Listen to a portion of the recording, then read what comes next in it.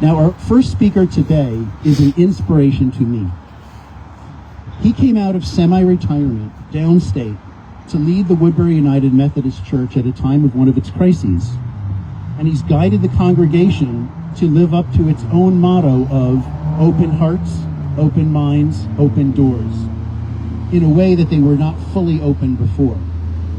He doesn't preach about sinners in the hands of an angry God. He preaches a gospel of love and how we can best treat each other. And he practices what he preaches, as you're about to hear. So please welcome back to Justice Southbury, Pastor Brian Bodt.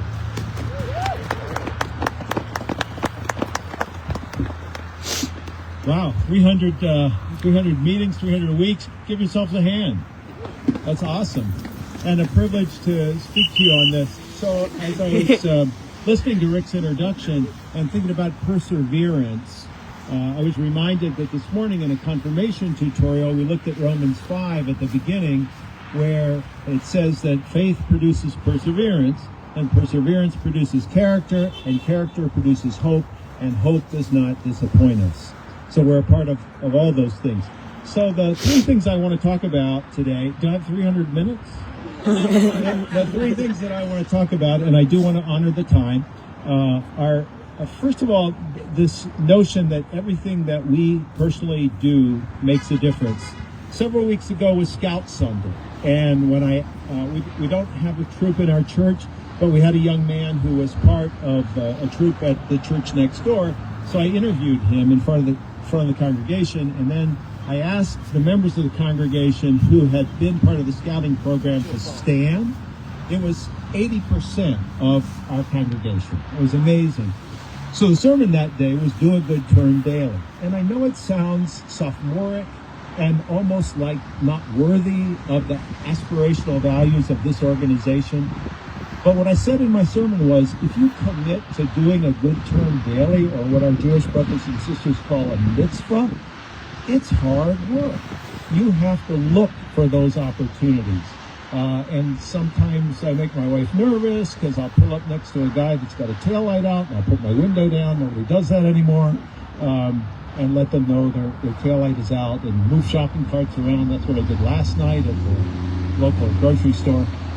But I would exhort you in love that that's one way to love your neighbor, is to do a good turn daily and to look for the opportunities to do that.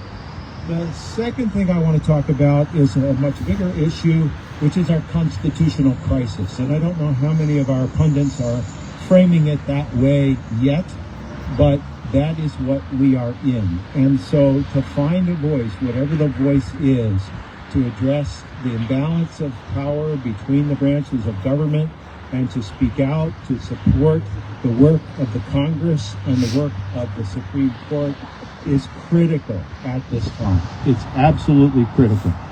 We are in a stage where the parallels between other government demagogues over history and our history are starting to align in very alarming ways.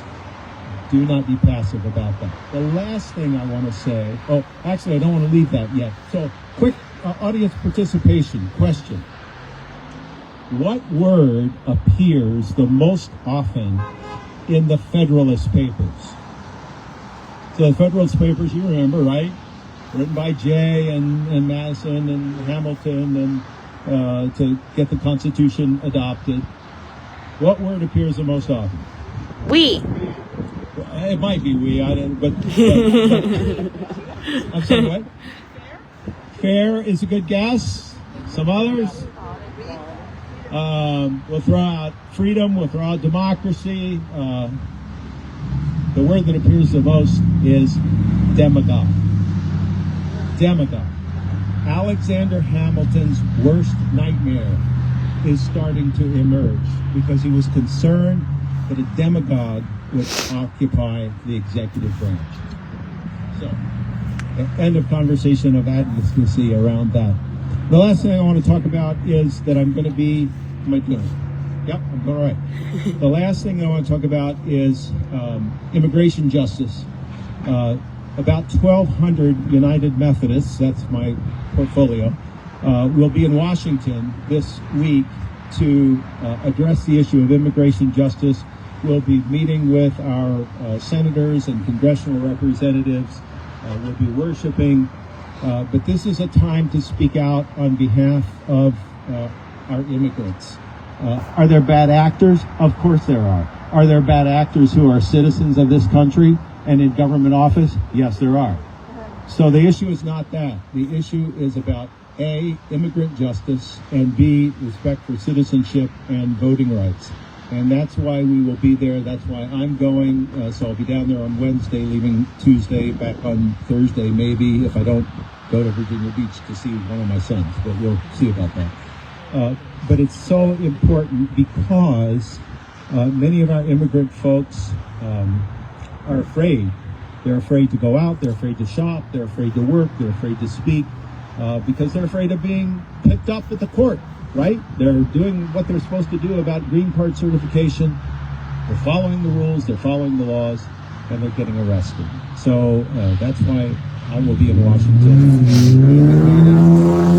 I have the privilege of being with Congresswoman Delora, who your daughter has worked for, and so that'll be a privilege to be there.